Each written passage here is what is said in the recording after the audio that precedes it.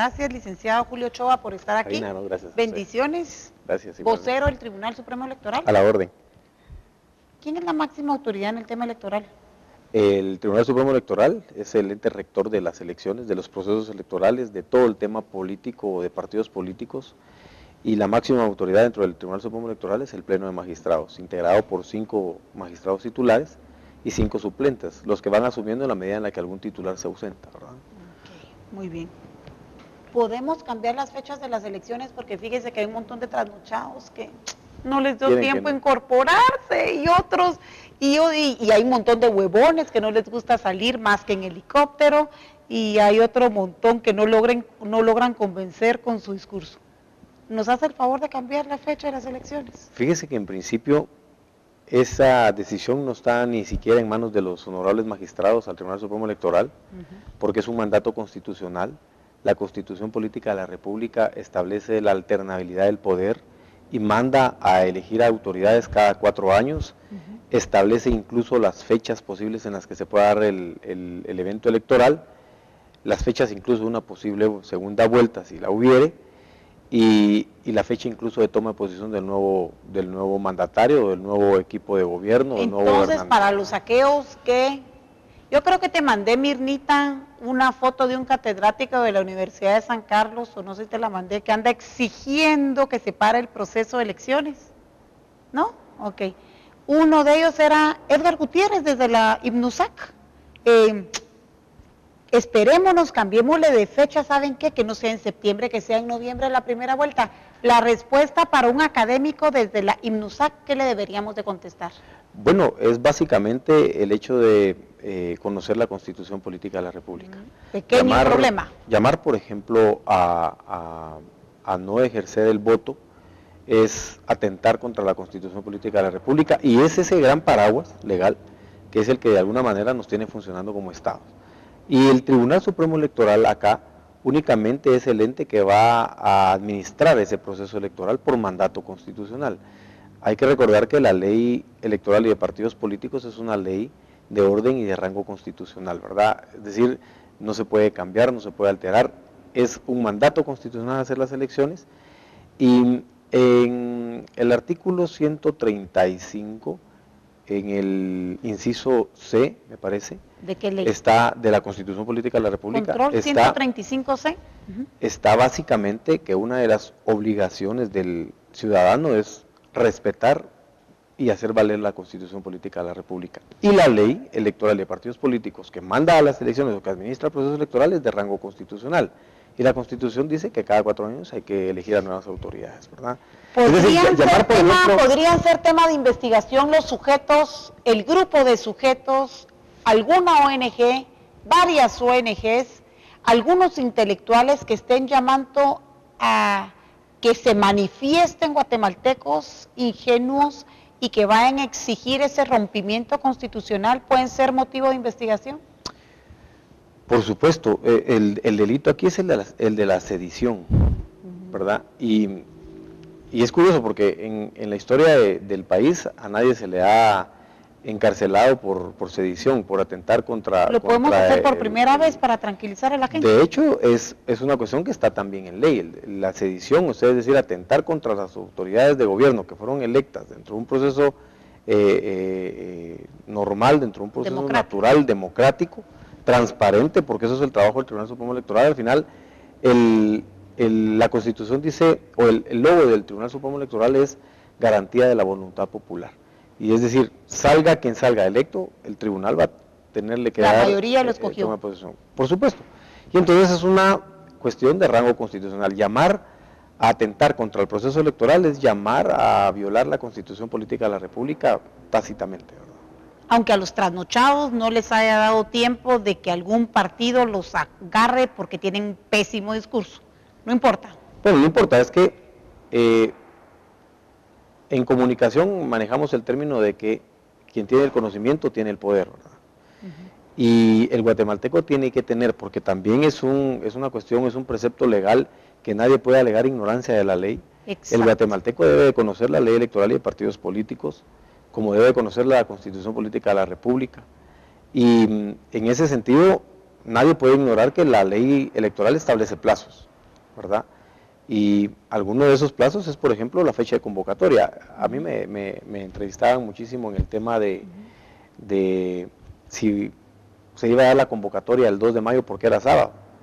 Se tiene que dar la convocatoria porque es un mandato constitucional. Es el 2 de mayo cuando se convoca a elecciones. Y se convocó a elecciones y afortunadamente fue un acto bastante bueno, bastante bonito, bastante cultural hasta cierto punto.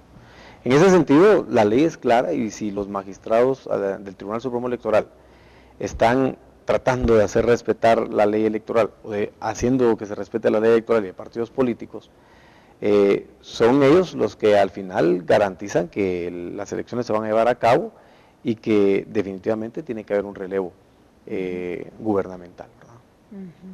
Muy bien, gracias por su precisa explicación del tema de algunos trasnochados que andan deambulando por Guatemala y otro montón de ignorantes que los siguen como pendejos.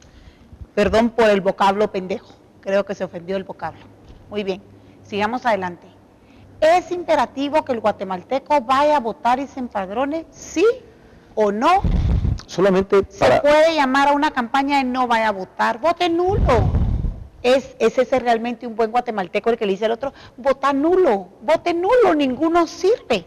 ¿Por qué él no está ahí puesto en la tarima, por ejemplo? Bueno, el principio de hacer ese llamado es un llamado de irresponsabilidad y un llamado de un llamado que conlleva una manipulación per se, ¿verdad? Manifiesta. Llamar al voto nulo es llamar a la irresponsabilidad, es formar ciudadanos irresponsables hasta cierto punto, porque no, por ejemplo, ejercer un voto nulo es no elegir a nadie, y debe de haber un cambio, porque es un mandato constitucional. Es decir, llamar al voto nulo lleva a dos cosas defectuosas. La primera es rebelarse contra la Constitución Política de la República, porque la Constitución manda un relevo, obliga a un relevo gubernamental. Y la segunda, dejar que otro elija por uno. Y entonces, si el otro va a elegir y va a elegir erróneamente, yo que voté nulo, por ejemplo, no tengo la capacidad después para reclamar a las autoridades electas, porque no las elegí yo. En ese sentido, el tribunal se ha compenetrado mucho en hacer un llamado a la conciencia del guatemalteco para que se acerque a las urnas y ejerza un voto consciente, transparente, secreto. La secretividad del voto también es un mandato constitucional y es un mandato de la ley electoral y de partidos políticos, y el llamamiento es eso, a que vote y que vote de una manera sana, que se tome su tiempo. Que sea un día de fiesta. Que sea un día de fiesta nacional, cívica. Es decir, porque vamos a elegir un cambio de autoridades y el llamamiento del Tribunal Supremo Electoral acá es, primero, ejercer el voto, pero para ejercer el voto hay que cumplir con un requisito bien básico, aparecer en el padrón electoral. Y en ese sentido también quiero contarle que el tribunal tiene actualmente 338 subdelegaciones municipales, 22 delegaciones departamentales, la delegación acá en Guatemala, y aparte de eso, acá en Guatemala estamos con presencia en cerca de 12 o 14 centros comerciales, en varias universidades privadas. ¿Dónde, por ejemplo? ¿Centros comerciales dónde? Pues ¿Tenemos eso en la página del TSE de control? Tan sencillo como, por ejemplo, los ciudadanos que transitan en la zona 1, tenemos un centro en el Centro Comercial Real del Parque, y es sencillo llegar con el DPI, empadronarse. Hay 2.400.000 jóvenes que no tienen número de empadronamiento, pero que sí tienen DPI. ¿Y esos jóvenes se tienen que ir a empadronar? Debería de ser así. Esos jóvenes son los que tienen en sus manos la decisión de un cambio verdadero en este país. Esos jóvenes serían como la nueva clase de ciudadanos que decide por una nueva clase política en el país, ¿verdad? Es decir, pero hay que invitarlos a que se empadronen. Solo en el departamento de Guatemala hay 500.000 jóvenes que tienen DPI y que no tienen el padrón electoral. Entendámoslo así, obtener el DPI es una obligación del ciudadano. Obtener el empadronamiento, empadronarse, es un derecho. Y el ciudadano está en la capacidad de elegir si lo ejerce o no, correcto. Entonces nuestro llamado como Tribunal Supremo Electoral es más que todo una invitación a que se vuelva un ciudadano completo. Y es decir, después de su DPI, llegar a empadronarse para después emitir el sufragio, ¿verdad? Y tenemos presencia en muchos otros centros comerciales. No sé si puedo dar algunos nombres. Sí, todos. Se trata de que informemos. Estamos en Tikal Futura, para quienes están en zona 11, 7. Estamos en Misco, inclusive. Pueden ir ahí a Tikal Tenemos Futura. En varios centros comerciales de acá del área de Misco. ¿Cómo cuál? En RENAP. Se me escapa el nombre del centro comercial que está acá por acá cerca en la Roosevelt, ¿no? Escala, me parece que estamos en Escala. Estamos también en Tikal Futura, en Novicentro zona 11, Novicentro zona 5, en Montúfar en zona 9. Hay varios centros comerciales, hay muchos centros comerciales. En carretera los de zona Salvador, 10, ¿no tendrán algo? Están los centros comerciales de la zona 10, están algunas minimunis en donde hay presencia del Tribunal Supremo Electoral acá en el departamento de Guatemala y en algunas agencias de RENAP también. Entonces, la idea es básicamente que el ciudadano pregunte dónde está el kiosco del tribunal, en cualquier centro comercial, de los más grandes que haya en el departamento de Guatemala, y ahí lo van a ubicar. ¿Y en el interior del país dónde están? Quiero contarle que en el interior, este tema de las jornadas de actualización y de empadronamiento tuvieron que haber empezado en el mes de febrero. No fue así por el hecho de que el presupuesto del Tribunal Supremo Electoral llegó muy tarde y llegó desfinanciado. Y al tribunal, como decía el magistrado presidente, el doctor Ruy Marlon Pineda, no le interesa tener un gran presupuesto de 689 millones, pero tenerlo en el mes de agosto, en el mes de septiembre, porque ya no se puede hacer nada. Hay que tenerlo en el mes de enero porque el proceso preparatorio conlleva mucho tiempo de antesala. En ese sentido llegó casi en el mes de abril, y las jornadas empezaron muy tarde. Sin embargo, el tribunal está haciendo todo su esfuerzo por ir ampliándose a nivel nacional con las jornadas en forma de espiral. Se están ampliando a otros departamentos y ya empieza a haber presencia en varios departamentos. Muy pronto el tribunal lo va a dar a conocer también, ¿verdad?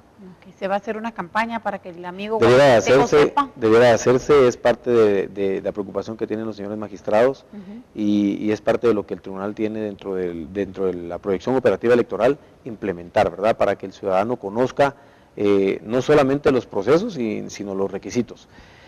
Hemos batallado mucho, hemos batallado incluso con ciertas campañas que se han gestado en contra del proceso electoral, no del Tribunal Supremo Electoral, del proceso electoral, para buscar de alguna manera boicotearlo, ¿verdad? Y en ese sentido... Centro Comercial Galería Prima. Tenemos Galería Prima también, es Prima el que está aquí en la Roosevelt. Es Prima, edificio Cortico Reforma, correcto. Hay varios RENAP. Galería del Sur. Galerías del Sur, ahí hay una también. En el DICEP, que es enfrente de CAMIP, donde hay un monumento enfrente del CAMIP, cabal, ahí está el DICEP. Ahí, RENAP Metro Norte. Metro Norte en la zona 18 también. Atanasio Sur. Alcaldía Auxiliar Zona 11, Centros Comerciales, Tikal Futura, Pérez Roosevelt, Zona 4, Próceres, Real del Parque, Mega 6, Megacentro, Novicentro, Montúfar, el otro Novicentro, el otro lado. Correcto. Gracias. Esos son los centros comerciales en los que estamos. Muy y básicamente bien. El llamado es para que el joven vaya y se empadrone. Porque el joven, el adulto y el de la edad mayor también. Pero es que en el padrón electoral, cuando vemos esa repartición de edades, vemos de que todavía la generación grande, que en aquel momento se empadronaba de una forma bastante arcaica, todavía seguimos empadronados, porque el padrón se adquiere una vez para toda la vida, no se pierde nunca. Lo que va cambiando es el lugar donde usted va a votar, porque va a ir usted cambiando su domicilio, ¿verdad? Y cuando se vayan a empadronar, ¿de una vez le van a decir dónde le toca votar? Fíjese que no, y le voy a explicar por qué. El Tribunal Supremo Electoral tiene que cerrar el padrón electoral 60 días antes del evento electoral. Llamero. Bueno, eso es el cierre del padrón, perdón, 90 días antes. Entonces, estamos hablando de que cierra el 6 de junio. El peor padrón todavía, electoral. Peor todavía, tenemos de mayo para el 6 de junio para que se empadronen. Correcto. El padrón electoral cierra el 6 de junio. Empadronar? ¿Y de ahí? Que son 90 días antes de que se lleve a cabo el proceso electoral, ¿verdad? El día de las elecciones. Entonces, va a cerrar muy luego y muchos guatemaltecos van a querer dejarlo todo para último momento. Entonces ahora los centros de empadronamiento están bastante vacíos, bastante holgados y pueden hacer su trámite en 5 minutos. Entonces esa es la invitación, ¿verdad? De que nos acompañen. Es que crucé las fechas, 60 días antes del padrón de que se hagan las elecciones, es el último día para que se inscriban los candidatos políticos, ¿verdad? Esas son las fechas que marca el decreto de convocatoria. 90 días para cerrar el padrón y 60 días para antes de que se vote para que se inscriban todos los candidatos. Es decir, aún también los candidatos políticos, los candidatos a un puesto de elección popular tienen el tiempo en contra, ¿verdad? No solo los ciudadanos, el tiempo en contra lo tenemos todos.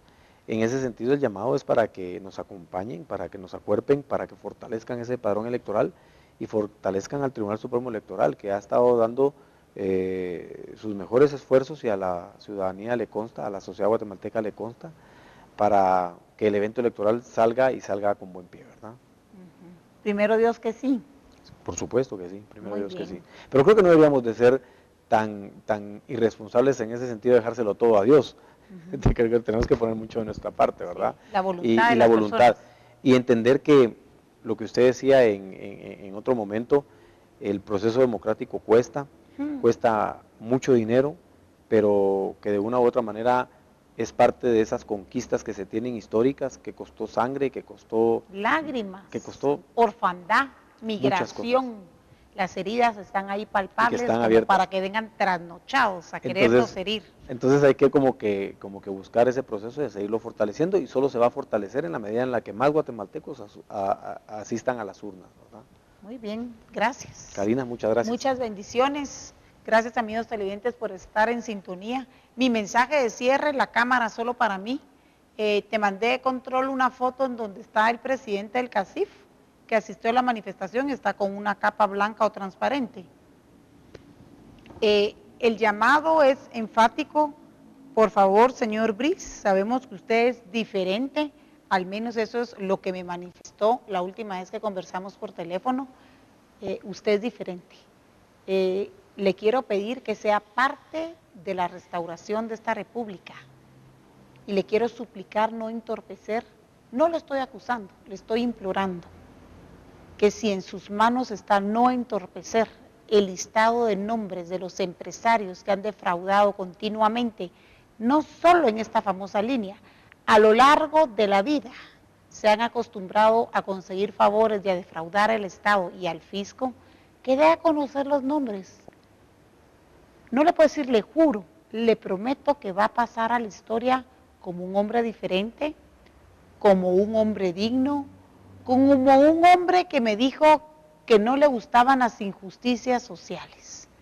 Basta ya de querer obligar a congresistas a que pasen una famosa ley en donde tienen exoneración de todos los impuestos algunos empresarios. ¿Por qué? Si todos trabajamos y todos contribuimos, ¿por qué algunos, los que tienen más, no están dispuestos a dar? Queda en usted, señor Jorge Briz, presidiendo el CACIF, finalmente alguien un poco más progresista, dirigiendo este club privado, hacer la diferencia. Con esto me despido. Sigan en sintonía y nos vemos el día de mañana.